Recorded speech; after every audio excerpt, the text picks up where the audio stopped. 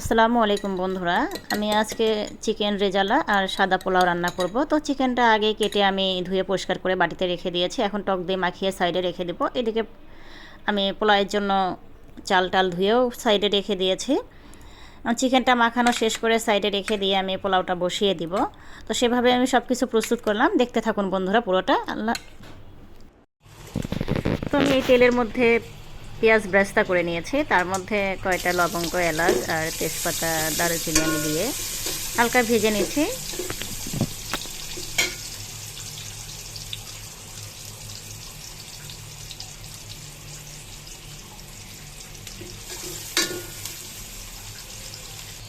আমি এখানে আদা রসুন বাটা দিলাম। এখন ভালো করে কষিয়ে নিচ্ছি। মশলাটা কষানো হয়ে গেছে। এখানে পোলাও চালটা আমি দিয়ে দিচ্ছি।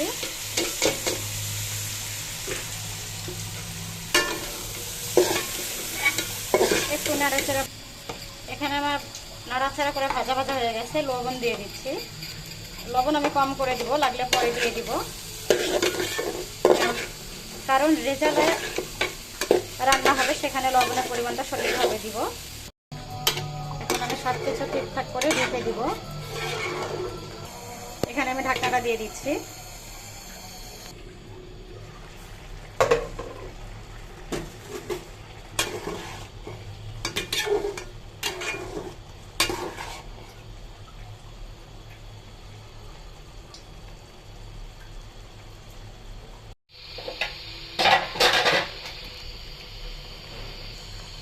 সাদা পোলা উপর দিয়ে একটু বেস্তা দিয়ে দিলাম।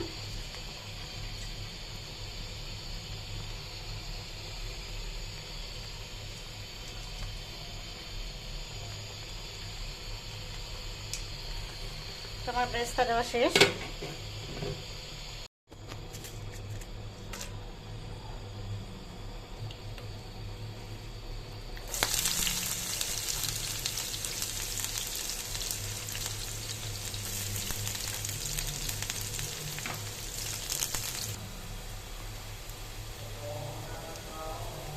রসুন বাটা দিলাম 1 চামচ, আদা বাটা দিলাম 1 চামচ।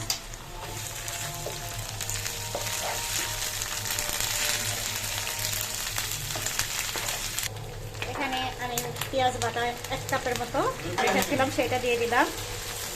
পেঁয়াজটাকে ভালো করে মশলাগুলো কষিয়ে নিব। আমি 1/2 চা চামচ মরিচের গুঁড়া দিলাম।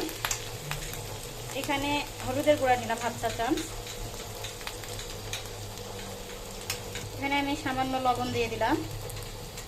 এখানে বাদাম বাটা দিয়ে দিচ্ছি। সব মশলা দেওয়া শেষ দিয়ে আমি আরেকটু কষিয়ে নিব। তো এখানে আমার মশলাটা কষানো শেষ। তো আমি এখন চিকেনটা দিয়ে দিচ্ছি।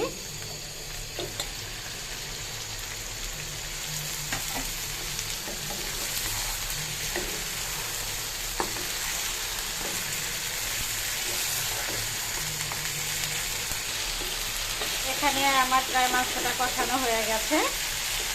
তো আমি এখানে একে একা পরবর্তী মশলাগুলো দিয়ে দিব। এখানে কিশমিশ, আলু বোখারা দিয়ে দিলাম। টমেটো সস দিয়ে দিলাম 1.5 টেবিল চামচ।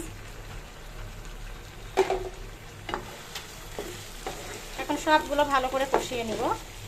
এখানে আমার মাংসটা কষানো হয়ে গেছে। তো আমি দুধ দিচ্ছি।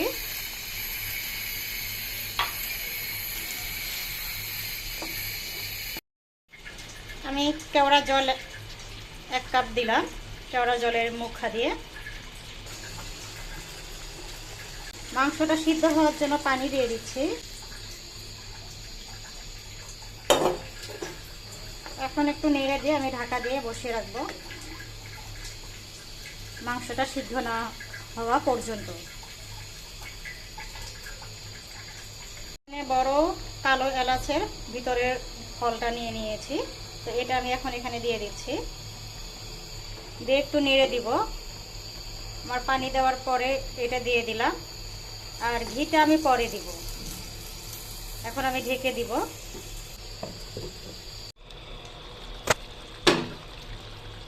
আমি কাঁচামরিচটা দিয়ে নিচ্ছি।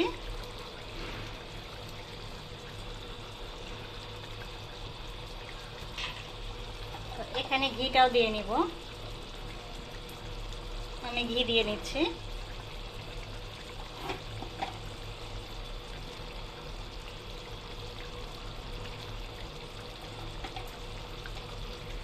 রেজালার মধ্যে যত পরিমাণে ঘি দেবে তত স্বাদ হয়।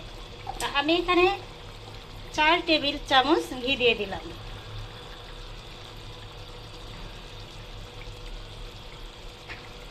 একটু নেড়ে দিব, তারপর কিছুক্ষণ ঢেকে রেখে নামিয়ে নিব। আমার প্রায় হয়ে গেছে মাংসটা।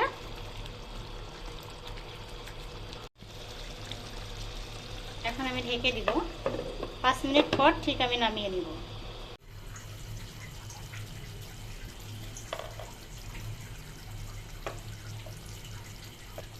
আমি এখন চুলাটা বন্ধ করে দিব।